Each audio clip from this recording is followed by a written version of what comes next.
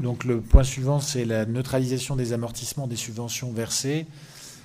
Ça concerne le chapitre, numérique, l'habitat chapitre 204. Oui.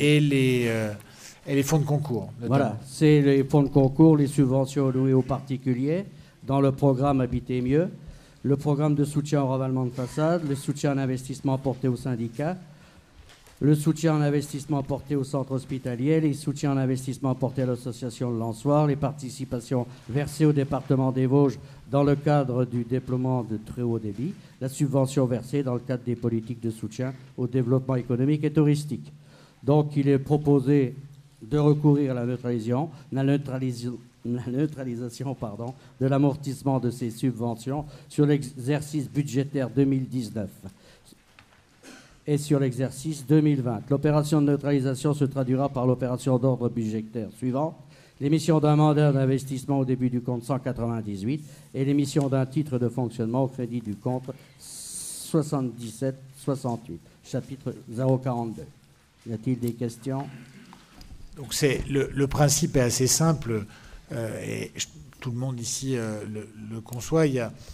Quand vous amortissez, c'est pour pouvoir reconstituer une capacité d'investissement qui vous permettra de renouveler ce qui est devenu obsolète à l'issue de la période, une période donnée, 5 ans, 10 ans, 15 ans, pour un véhicule quand vous l'achetez ou pour toute autre acquisition ou investissement. En l'espèce, il s'agit de subventions versées directement ou indirectement, par exemple à des particuliers ou à d'autres structures, au pays de la DEDACI, tu l'as dit, à la région Grand Est pour le déploiement du numérique, ou par exemple aux communes pour les fonds de concours.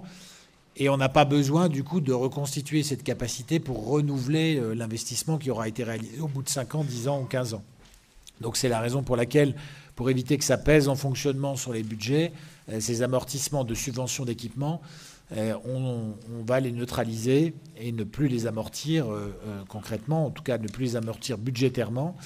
Je vais prendre un autre exemple aussi. Tu as parlé du soutien à des structures hospitalières. C'est les 250 000 euros sur le terrain où va être construit l'hôpital des 5 Vallées, donc fusion de l'hôpital de Raon-l'Étape et de celui de Senones.